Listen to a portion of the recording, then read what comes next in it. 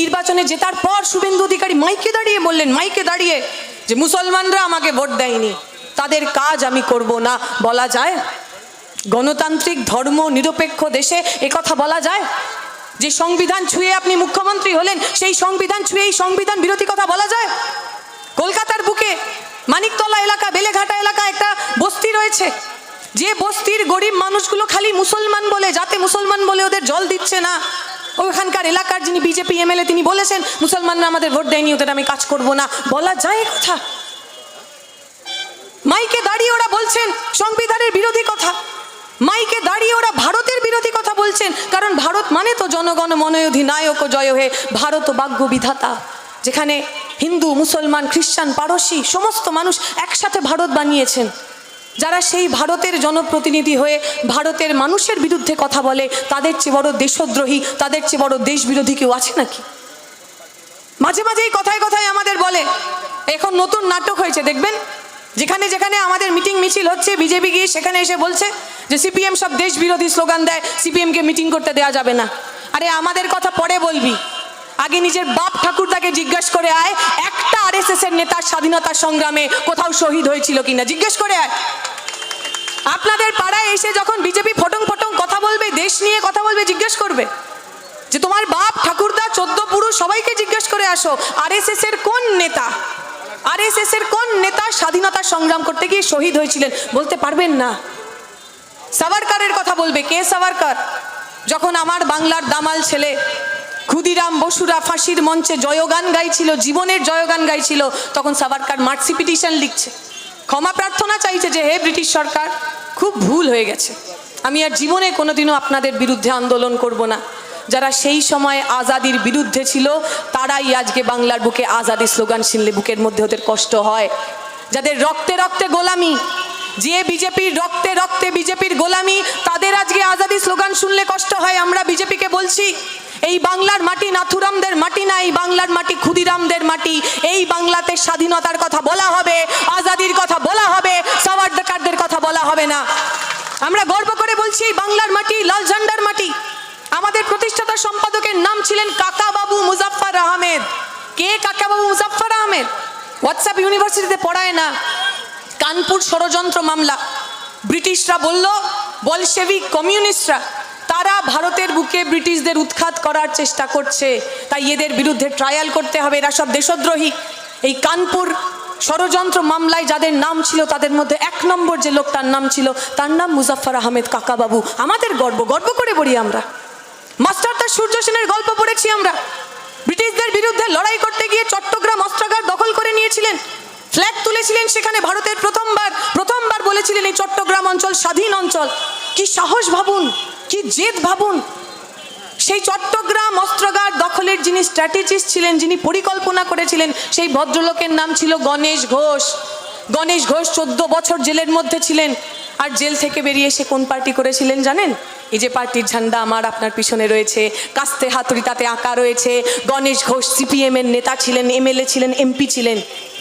সেই লাল ঝান্ডার পার্টিকে যারা দেশকে স্বাধীন করার জন্য জেলে গেল, যারা দেশকে স্বাধীন করার জন্য খুন হতে গেছিল, তাদেরকে এই সাভারকারের 5 আটা দালালরা শেখাবে কোনটা আসল দেশাত্মবোধ আর কোনটা নকল দেশাত্মবোধ। আমরা পরিষ্কার করে বলছি, এই বাংলার মাটি নেতাজি সুভাষচন্দ্রের মাটি। নেতাজি সুভাষচন্দ্র দেখিয়ে গেছেন শ্যামাপ্রসাদ মুখার্জি যখন মিটিং করতেন কিভাবে সেই মিটিং ভুলডুল করতে হয়। নেতাজি সুভাষচন্দ্র বসু আমাদের শিখিয়ে গেছেন যে এই বাংলার বুকে নেতাজির পতাকা উড়বে, কোনো শ্যামা পোকা উড়বে না, কোনো শ্যামাপ্রসাদ মুখার্জিরা উড়বে না। যারা বাংলাকে ভাগ করতে চান, যারা বঙ্গভঙ্গ করে বাংলাকে ভেঙেছেন, তাদের কোনো জায়গা বাংলার মাটিতে নেই। এই বাংলা আমার আপনার বাংলা, এই বাংলা লালনের বাংলা, চৈতন্যের বাংলা। কে চৈতন্য? আমরা বলি ভারতবর্ষের প্রথম সাম্যবাদী। চৈতন্য এমন একজন মানুষ ছিলেন যিনি প্রথমবার বাংলার বুকে মিছিল করেছিলেন, বলেছিলেন আপনি গরিব হন, আপনি অস্পৃশ্য হন, আপনি দলিত হন, আপনি মন্দিরে যেতে পারবেন না, এমন কথা আপনাকে কেউ বলতে পারবেন না। আপনার মনের মধ্যে ভক্তি থাকতে হবে, আপনার মনের মধ্যে প্রেম থাকতে হবে, আপনার মনের মধ্যে ভালোবাসা থাকতে হবে, তবেই আপনি ঈশ্বর পাবেন। কোন লালন? লালন ফকির। आज समस्त डायलॉग देय विभिन्न लोकजन, मैं फकीर हूँ, झोला उठाऊंगा, झोला लेके चल दूंगा। तारा जानी ना फकीर माने की, वही तो लालन फकीर। फकीर জীবনের সমস্ত আশা, জীবনের সমস্ত ডিজায়ার, জীবনের সমস্ত ভালোবাসাকে তিনি মুক্ত হয়েছিলেন। গরিব মানুষের কথা বলতেন, জাতপাতের বিরুদ্ধে কথা বলতেন, হিন্দু মুসলমানের একসাথে থাকার কথা বলতেন। এই বাংলার মাটি তো লালনের মাটি, এই বাংলার মাটি চৈতন্যের মাটি। এই বাংলাতে, এই বাংলার মাটিতে আমরা সাম্প্রদায়িক রাজ হতে দেব না। এই বাংলার মাটি রোকেয়ার মাটি। বেগম রোকেয়া সাখাওয়াত হোসেন মেয়েদের জন্য প্রথম স্কুল খুললেন যিনি, সাখাওয়াত মেমোরিয়াল স্কুল। এখনো কলকাতায় ছেলে মেয়েরা পড়ে সেখানে। এই বাংলার মাটি বিদ্যাসাগরের মাটি, যে বিদ্যাসাগর আমাদের মেয়েদের জন্য, পিছিয়ে পড়া শূদ্র পরিবারদের জন্য স্কুল খুললেন। এই বাংলার মাটি তো রবি ঠাকুরের মাটি, নজরুলের মাটি। যে রবি ঠাকুর, এই কিছুদিন পর রাখি বন্ধন দিবস হচ্ছে, যখন একদিকে শ্যামাপ্রসাদ মুখার্জিরা বঙ্গভঙ্গ করার দাবি জানাচ্ছেন, তখন বঙ্গভঙ্গের বিরোধিতায় রবি ঠাকুর হিন্দু মুসলমানের হাতে রাখি পরিয়ে দিচ্ছেন। এই বাংলার মাটি রবি ঠাকুরের মাটি, সাভারকার শ্যামাপ্রসাদের মাটি নয়। এই বাংলার মাটি নজরুলের মাটি, যিনি লিখলেন কান্ডারি হুঁশিয়ার, কান্ডারি বল ডুবিছে মানুষ। তার জাত প্রশ্ন করার, তার ধর্ম প্রশ্ন করার, সেই প্রশ্ন করাকে যিনি নাকচ করে দিলেন, যিনি লিখলেন আমরা একই বৃন্তে দুইটি কুসুম, হিন্দু মুসলমান। যে রবি ঠাকুর নজরুলরাই বাংলা বানালেন, তাদের রক্তে, তাদের ঘামে, তাদের শিল্পে, সেই বাংলাকে আমাদের কাছ থেকে ওরা কেড়ে নিতে চায়। এদের বিরুদ্ধে লড়াই। তাই আমার মাইকের আওয়াজ যেখানে যেখানে যাচ্ছে, আমি সমস্ত মানুষকে হাত জোড় করে অনুরোধ করছি, এই বাংলাকে যদি বাঁচাতে হয় তাহলে বিজেপিকে তাড়াতে হবে। তৃণমূল আর নেই, তৃণমূল গায়েব হয়ে গেছে। আপনি যদি তৃণমূলের ভোটার হন, আমি আপনাকেও বলবো, আগামী দিনে পশ্চিমবঙ্গের বুকে বিজেপিকে আটকাতে হলে আমাদের সঙ্গে থাকুন। আর দুদিন আগে শুনলাম পলাশদা বলছিল, আমি শ্রীরামপুরে যখন নির্বাচনে লড়েছিলাম, আমার বিরুদ্ধে নির্বাচনে লড়েছিলেন কল্যাণ ব্যানার্জি, চেনেন তো আপনারা সবাই, খুব ফেমাস উনি।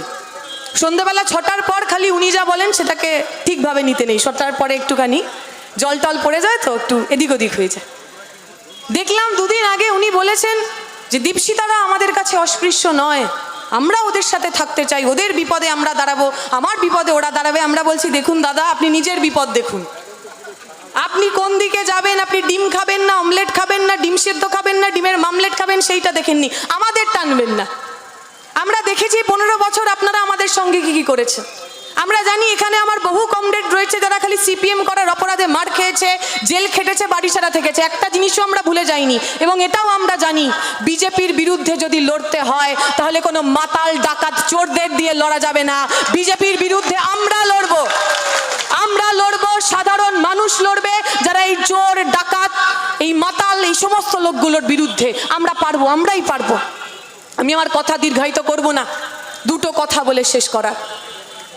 জ্যোতিবাবু, যাকে আমরা এই বাংলার কমিউনিস্ট আন্দোলনের পথিকৃৎ হিসেবে দেখি, এই জ্যোতিবাবুর যখন উনি চিফ মিনিস্টার ছিলেন, মুখ্যমন্ত্রী ছিলেন, তখন আমরা দেখেছিলাম বিভিন্ন জায়গায় দাঙ্গা পরিস্থিতি তৈরি হয়েছিল।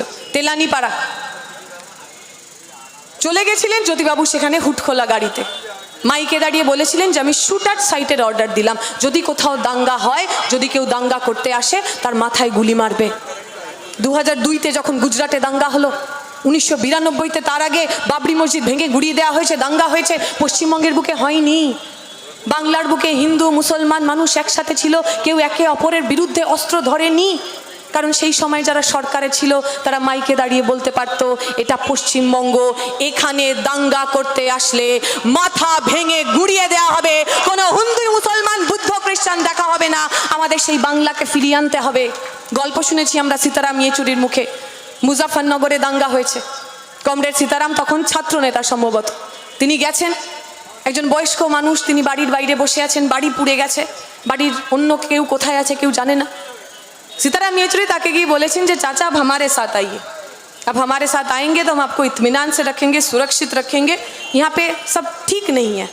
ওই ভদ্রলোক উত্তর দিয়েছেন যে বাবা আমার তো জন্ম হয়েছে এই বাড়িতে, আমার দাদা পরদাদা সবাই এখানেই দফন হয়েছে, আমি এই বাড়ি ছেড়ে কোথাও যাব না, তবে বাবা তুমি যদি আমাকে নিয়ে যেতে পারো তাহলে আমাকে জ্যোতিবাবুর বাংলায় নিয়ে যেও, কারণ জ্যোতিবাবুর বাংলায় দাঙ্গা হয় না, জ্যোতিবাবুর বাংলায় হিন্দু মুসলমান মানুষ একে অপরের রক্তে হোলি খেলে না।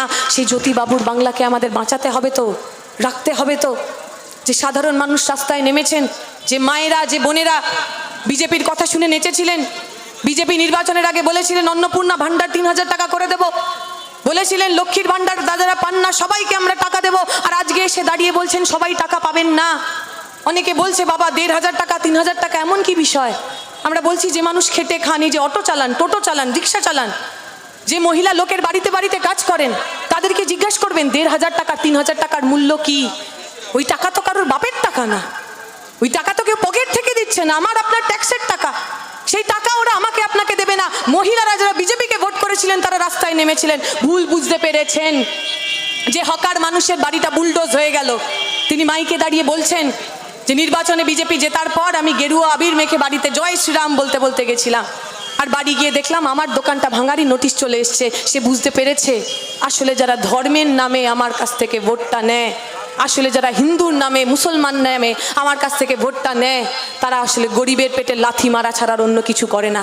ঠিক আমরা নির্বাচনে হেরে গেছি, ঠিক আমাদের একটা মাত্র এমএলএ রানাদা অ্যাসেম্বলির ভিতর, কিন্তু একথাও ঠিক বিজেপির বুলডোজার যখন এসেছিল তখন সেখানে আরো কোনো বাপকা বেটা ছিল না। এই লাল ঝান্ডা হাতে আমাদের কমরেডরা দাঁড়িয়েছিল সাধারণ গরিব খেটে খাওয়া মানুষকে বাঁচানোর জন্য। আগামী দিনেও আমরা তাই থাকবো। আমি অনুরোধ করব আপনাদের কাছে, আমরা যা খবর শুনতে পাচ্ছি এই সেপ্টেম্বর অক্টোবরের পরই হয়তো পঞ্চায়েত নির্বাচন হতে পারে, বেশি দিন আর দূর নেই। বিভিন্ন জায়গায় বিজেপি তৃণমূল নানা ধরনের সেটিং করে পঞ্চায়েত দখল করার চেষ্টা করেছে, পরের নির্বাচনে ওরা এই সমস্ত সেটিং করার চেষ্টা করবে। আমি আপনাদের কাছে অনুরোধ করব, এই পরের পঞ্চায়েত নির্বাচনে একটা মাটি একটু এলাকা ওদের ছাড়া যাবে না, দাঁতে দাঁত চেপে লড়াই হবে। ওরা যদি ইট মারে আপনারা পাটকেল ফিরিয়ে দেবেন, ভয় পাবেন না। পিছতে পিছতে আমাদের পিঠ দেওয়ালে থেকে গেছে, এখন সামনে যাওয়া ছাড়ার অন্য কোনো উপায় নেই। আমি বিশ্বাস করি এই ভারতের স্বাধীনতা সংগ্রামীরা আমাদের যা শিখিয়ে গেছেন। আশফাকুল্লাহ খান আর রামপ্রসাদ বিসমিল হিন্দু ঘরের মানুষ ছিল, কিন্তু নামের পরে বিসমিল লিখেছিলেন যাতে তিনি সবার হয়ে উঠতে পারেন। সেই রামপ্রসাদ বিসমিলের চালা ছিল আশফাকুল্লাহ খান।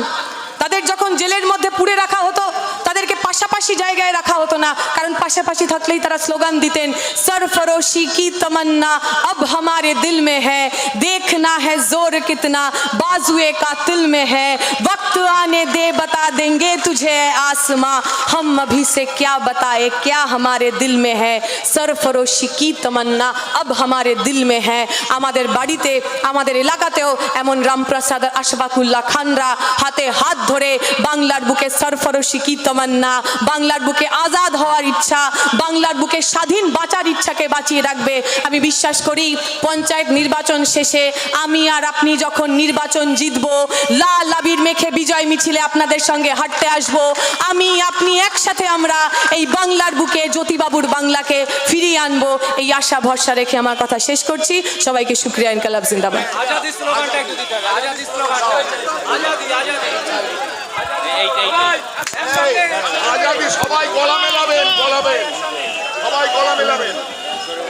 হ্যালো,